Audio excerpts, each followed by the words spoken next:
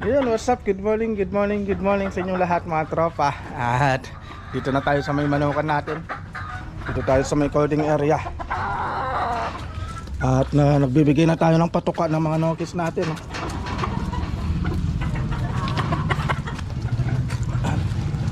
Nagbibigay tayo ng patuka.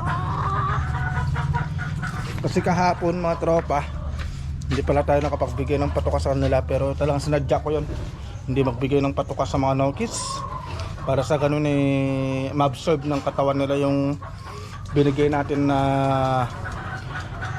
vitamins. Kasi kahapon nagbigay tayo ng vitamins natin.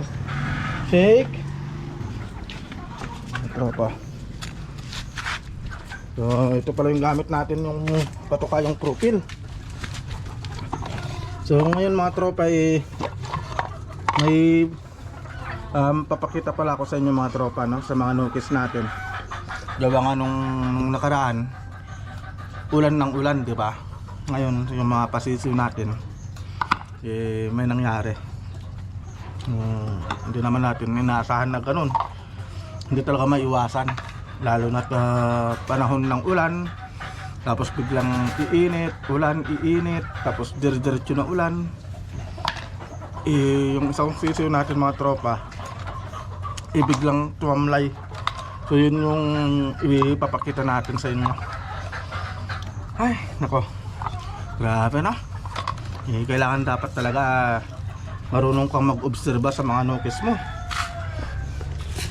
Nang sa ganun lahat sila ay maobserbahan mo. Kasi pag hindi mo inoobserbahan, hindi mo pinagmamasdan yung mga nukis mo, hindi mo namamalayan, nag-spread na pala yung sakit na meron sila. So lahat damay-damay na. Kaya dapat consistent ka sa pag obserba sa mga nukis mo. Yan. Utakpan lang natin to kasi ito, naka-obserba na rin sa atin to. Yan. Ino-obserbahan tayo nito. Si Shake. So, malaki na rin itong ating macrae. Yung ating macrae, oh.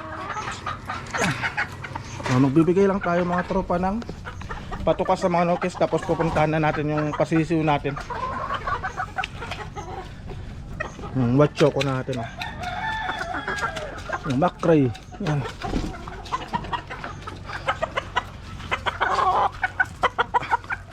Hindi yan ang patuka mo. Ito. Yan. Yan. Yung ating Boston Gold. Ayun o.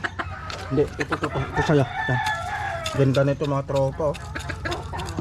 Ganda nito ang macrae na to.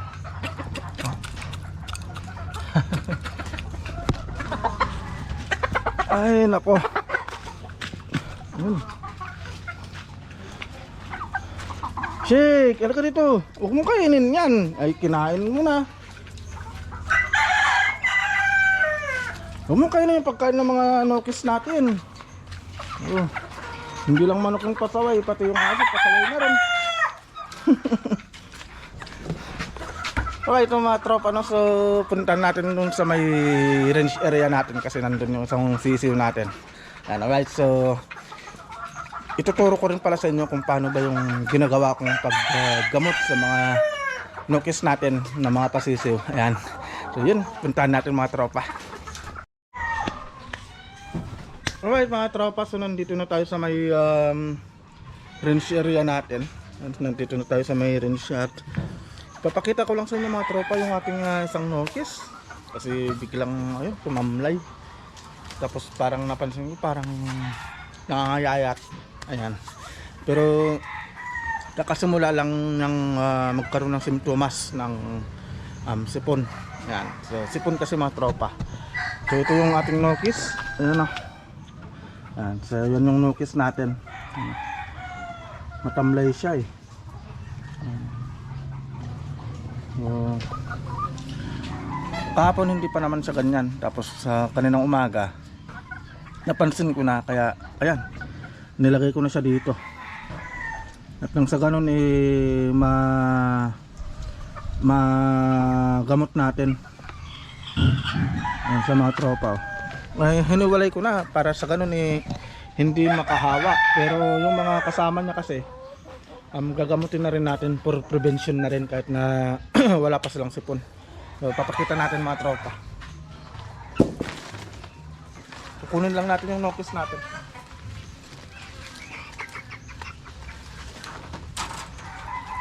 Ayan, so ito siya mga tropa. Ayan. So yan yung nokis natin. Ano? Ayan yung tingin yung mata. Ayan, para siyang lumiliit yung mata. Tapos parang matamlay. Ayan sa mga tropa.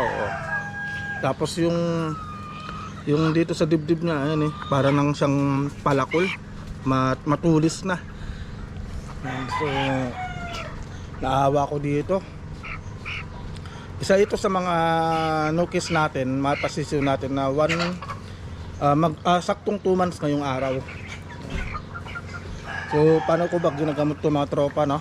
So gagamutin natin to. So gagamitan natin siya ng Premoxil. So paano ba yung tamang pagbigay ng Premoxil mga tropa? So ngayong umaga nagbigay ako ng patuka. Ayan, bigay tayo ng patuka. Tapos binigyan ko siya ng tubig, nagpainom tayo. Pero pagsapit ng alas 10, ipo-pull out na natin yung pagkain niya. Ayan, pull out na natin yung pagkain saka yung tubig. Ngayon, magsimula dun mga tropa, hindi na natin siya bibigyan ng tubig, no? Ngayon, sa hapon, kasi siyempre ito, uhaw na to. Dun natin siya bibigyan ng Premoxil na powder. Ayan. Para sa ganun, uminom siya ng Premoxil ng gamot. Pero hindi na tayo magbibigay ng patuka mga tropa. Para sa ganun, yung gamot na lang yung i-absorb ng katawan niya. So ganun ako naggagamot ng mga nukis ko, mga pasisiw ko.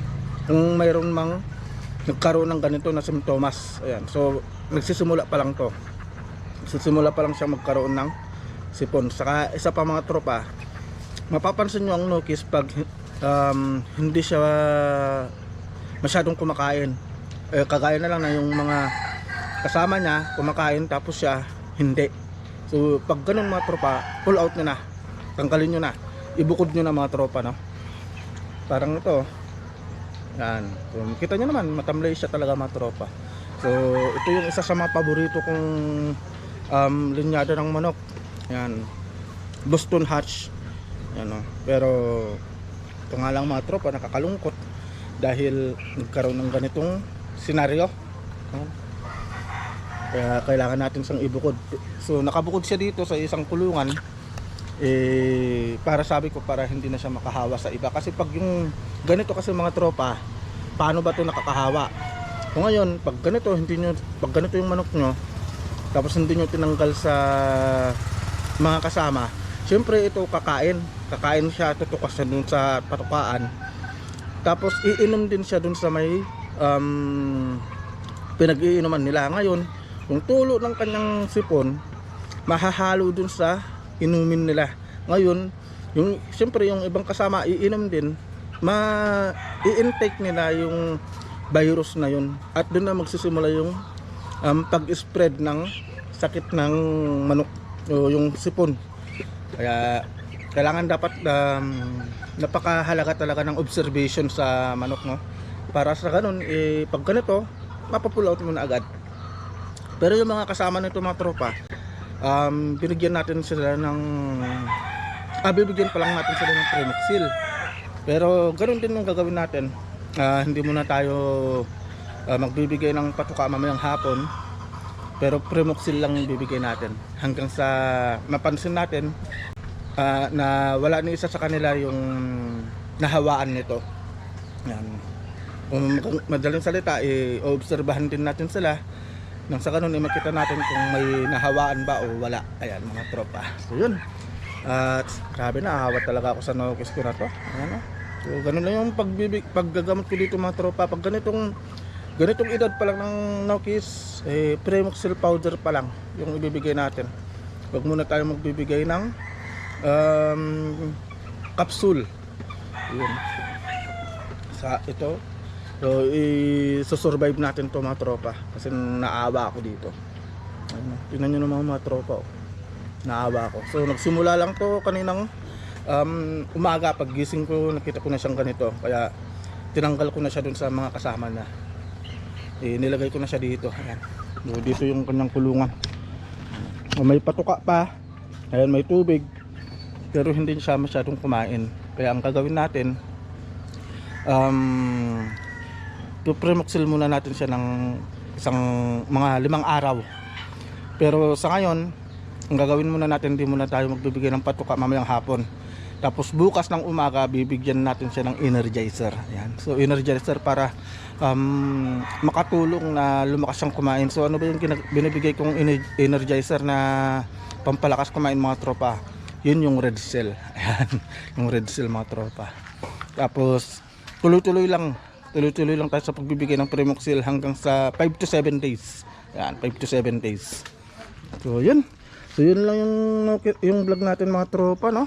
At sana gumaling tong ating Boston Hatch mga tropa. Boston Gold Hatch. Ayan, 3-way cross. Sana gumaling siya. Ayan. Right, so yun lang yung vlog natin mga tropa. At dito na matatapos. And see you po sa next na vlog natin. update ko po kayo pag anong naging resulta ng ginawa natin. Ayan, para makita nyo kung gumaling ba o hindi.